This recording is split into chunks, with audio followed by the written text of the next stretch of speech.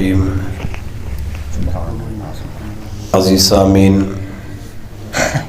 کل کے ہمارے درس میں ہم نے جنت کے متعلق کہ جنت بنائی کیسے ہے، اس کے دروازوں کے متعلق، ان دروازوں کا سائز کیا ہے، ایک دروازے سے دوسرے دروازے کا فاصلہ کتنا ہے، یہ ہم نے مختصر سا درس سنا۔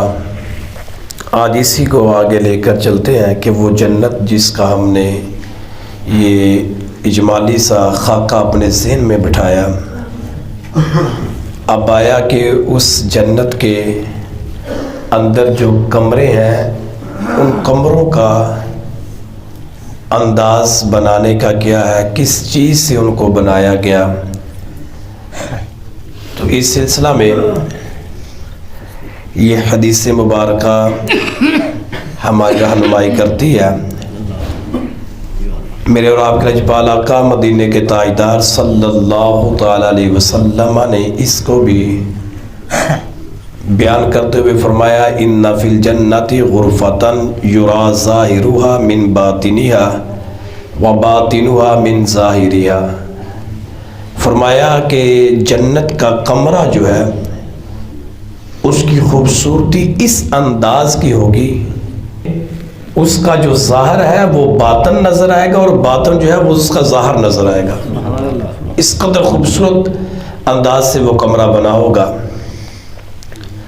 اور وہ بنا کس چیز سے ہوگا؟ میرے محبوب علیہ الصلوۃ والسلام نے فرمایا وہ ایک ہی ہیرے سے بنا ہوگا، ایک ہیرا ہوگا جس سے وہ مکمل کمرہ بنایا ہوگا، اور اس میں فرمایا نہ کوئی شور ہوگا، نہ اس میں بندہ جو ہے وہ بے چین ہوگا، اور کبھی انسان کو اس کمرے میں سر درد نہیں ہوگا، سر درد بھی نہیں ہوگا۔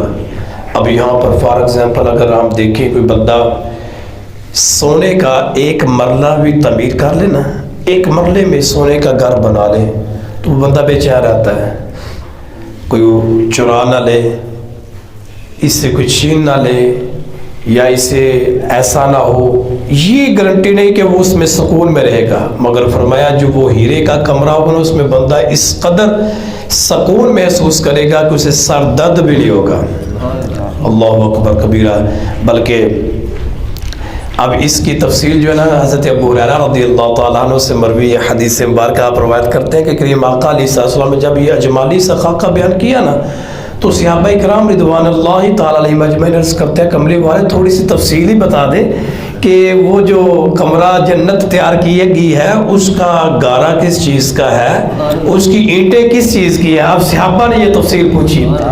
حضرت ابو ہریرہ رضی اللہ تعالیٰ عنہ روایت کرتے ہیں کریم آقا علیہ السلام کی یہ حدیث مبارکہ فرماتے ہیں کہ صحابہ نے عرض کی، قلنا یا رسول اللہ صلی اللہ تعالیٰ علیہ وسلم حدثنا عن الجنت ما بناؤها، اے محبوب بتائیں وہ جنت بنائی کیسی ہے، اس کی بنائی کیسی ہے، اس کو تعمیر کیسے کیا گیا ہے۔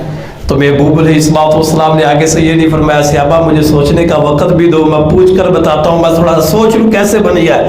جیسے ہی صحابہ کرام رضوان اللہ تعالیٰ علیہ مجمعین نے یہ سوال کیا، تو میرے اور آپ کے لجپال آقا مدینے کے تاجدار صلی اللہ تعالیٰ علیہ وسلم نے فرمایا لابینۃ ذہب و لابینۃ فضۃ، فرمایا اس جنت کی ایک اینٹ جنتی سونے کی ہے اور ایک اینٹ جنتی چاندی کی ہے۔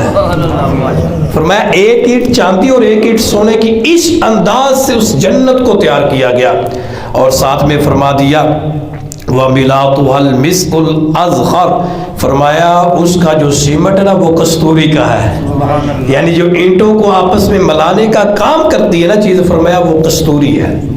اللہ اکبر۔ وہ جنت جس کو کسی آنکھ نے دیکھا نہیں، کان نے جس کے متعلق سنا نہیں، دل میں جس کا خیال نہیں پیدا ہوا، وہ کریم آقا علیہ الصلوۃ والسلام بتا رہے ہیں، فرمایا وہ جنت جو ہے اس کا جو سیمٹ ہے وہ کستوری کا ہے۔ آپ دیکھیے گا فرمایا وَحَسْبَاؤُهَا اللُّؤْلُؤُ وَالْيَاقُوتُ، فرمایا جو اس کے سنگریزے ہیں نا وہ یاقوت وغیرہ کے ہیں، وہ موتی یاقوت کے ہیں، یہ سنگریزے مکان بناتے وقت آپ کو پتہ ہے جب مستری اینٹوں کو توڑتا وغیرہ تو ذرات گرتے ہیں ارد گرد، فرمایا وہاں پر جو ذرات گرے ہوں گے نا وہ بھی کوئی عام نہیں بلکہ یاقوت کے ہوں گے. اللہ اکبر کبیر. یعنی اس خوبصورت انداز سے اس کو سجایا گیا. اور ساتھ ہی کریم آقا علیہ الصلوۃ والسلام نے فرمایا وَالتُّرَابُ وَالزَّعْفَرَانُ، فرمایا اس کی مٹی کوئی عام مٹی نہیں ہوگی بلکہ زعفران کی مٹی ہوگی. یہ جنت کے اندر مٹی لگے گی نا جس سے وہ گھر تعمیر ہوا ہوگا، فرمایا وہ کوئی عام نہیں بلکہ وہ مٹی زعفران کی مٹی ہوگی. اللہ اکبر کبیرہ.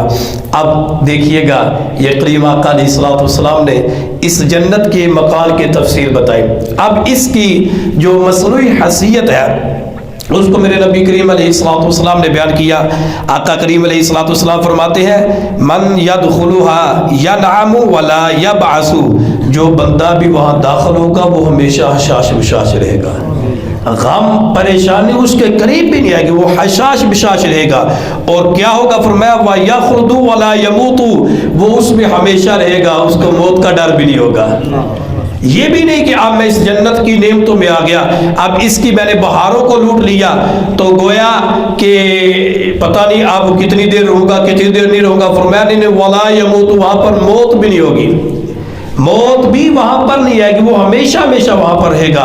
اور ساتھ ہی میرے اور آپ کے لجپال آقا مدینے کی تاجدار صلی اللہ علیہ وسلم نے فرمایا وَلَا تُبْلَى ثِيَابُهُ وَلَا يَفْنَى شَبَابُهُ، ارے یہ تو موت تو بڑی دور کی بات، جو اس نے کپڑے پہنے ہوں گے نا فرمایا وہ بھی میلے نہیں ہوں گے، وہ بھی کپڑے میلے نہیں ہوں گے. اور فرمایا وَلَا يَفْنَى شبابو ولا یفنا شبابو، فرمایا اس کی جوانی بھی وہ بڑھاپے میں نہیں تبدیل ہوگی، جوانی برقرار رہے گی، جوانی نہیں ختم ہوگی، وہاں بندہ ہمیشہ جوان رہے گا. جو کپڑے پہنے اس وہ میلے کچیلے نہیں ہوگے.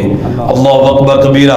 آپ میرے محبوب علیہ السلام نے جب اتنا بیان کیا تو کریم آقا علیہ السلام کے صحابہ نے کہا ہوگا محبوب بتائے پھر وہاں پر کوئی پھل وغیرہ کوئی باغات کوئی درخت وغیرہ بھی ہوں گے.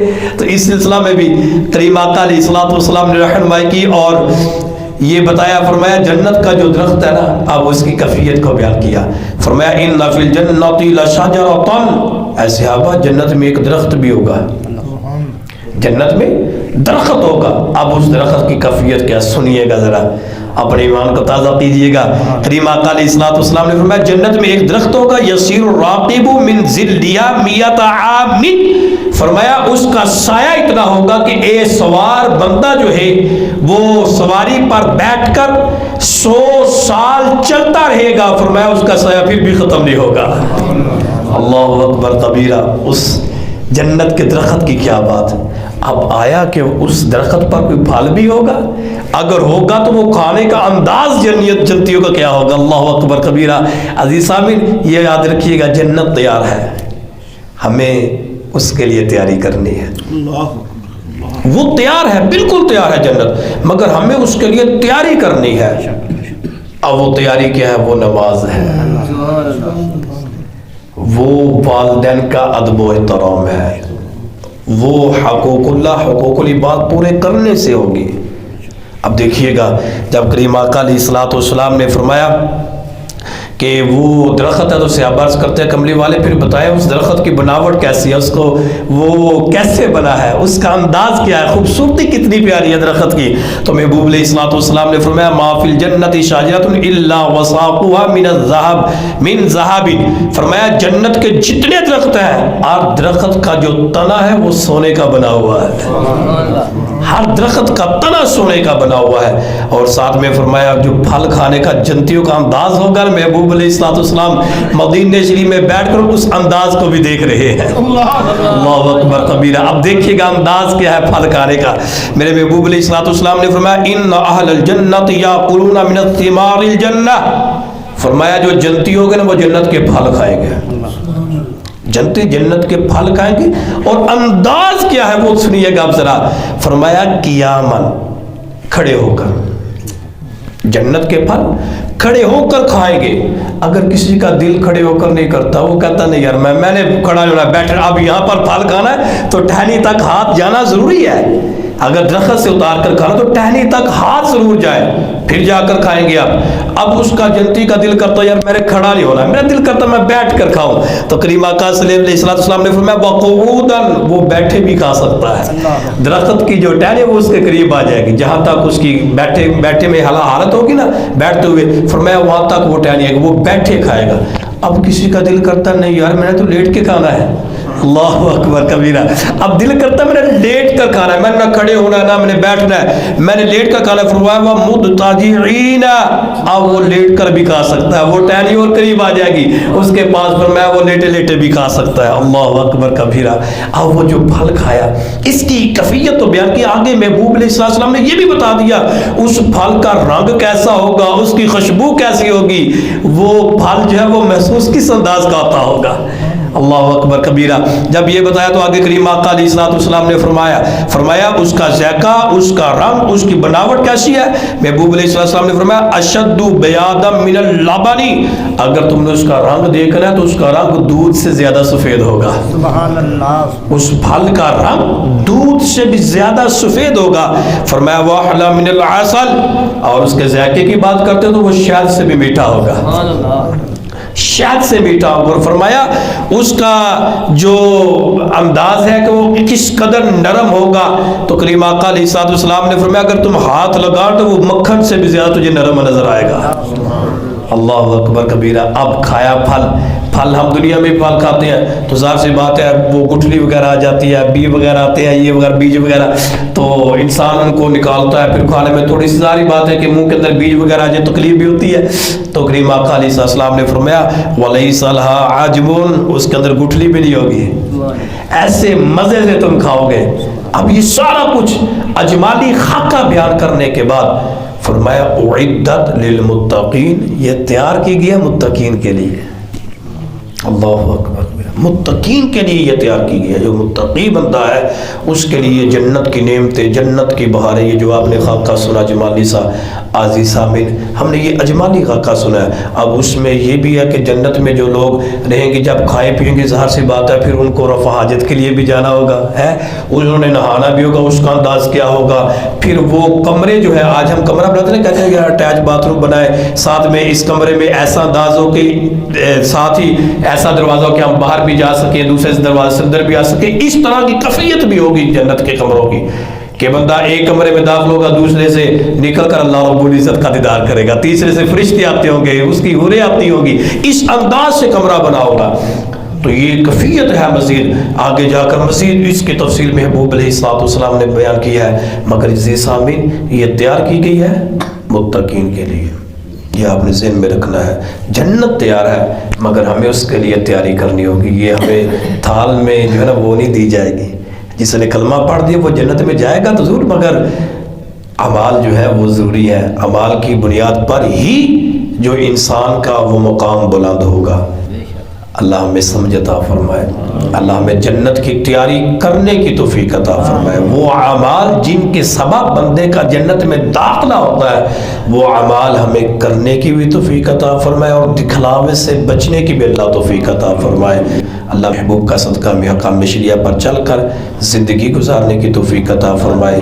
واخر دعوانا الحمدللہ رب العالمین.